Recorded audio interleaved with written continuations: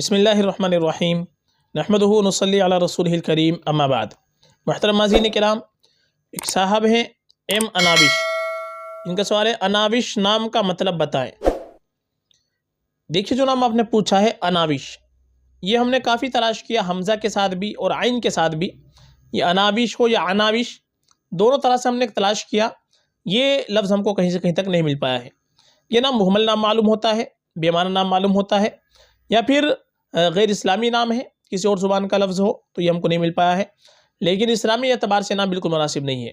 उर्दू, अरबी, फ़ारसी डिक्शनरियाँ जो है, उनमें काफ़ी तलाश के बावजूद ये लफ्ज़ कहीं से कहीं तक नहीं मिल पाया है। ये मुहम्मल नाम मालूम होता है।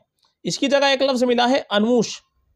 अनूश इसके माना आते हैं सच्चा इंसान, और ये हज़रत शीस अलैहिस्सलातु वस्सलाम जो नबी गुजरे हैं, उनके एक साहबजादे का नाम है।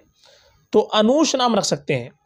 अनाबिश की जगह अगर ये नाम लड़के का रखना चाहे तो हम अनूश रख सकते हैं। अनूश इसके माना सच्चे इंसान के आते हैं, और निस्बत बड़ी अच्छी है। एक नबी के बेटे का नाम है हज़रत शीस अलैहिस्सलातु वस्सलाम के, तो इस एतबार से बिल्कुल रख सकते हैं। अनूश नाम तो रख सकते हैं, लेकिन अनाविश या अनाविश आइन के साथ, ये दोनों तरह से इसका तलफ़ुज़ जो है वो हमको नहीं मिल पाया है कहीं से कहीं तक भी। ये मुहम्मल और बेमाना नाम मालूम होता है, इसलिए ये नाम मुनासिब नहीं है। हमको अपने बच्चे का नाम, नए नाम की वजह से कोई गलत नाम का इंतखाब नहीं करना चाहिए। हमेशा अच्छा नाम रखना चाहिए, अच्छे माना वाले नाम रखना चाहिए। नबियों के नामों पर, सहाबा के नामों पर अपने बच्चों के नाम रखने चाहिए। ये हमारे लिए अच्छा होता है और बाइस बरकत भी होता है। फ़क़त वल्लाहु आलम।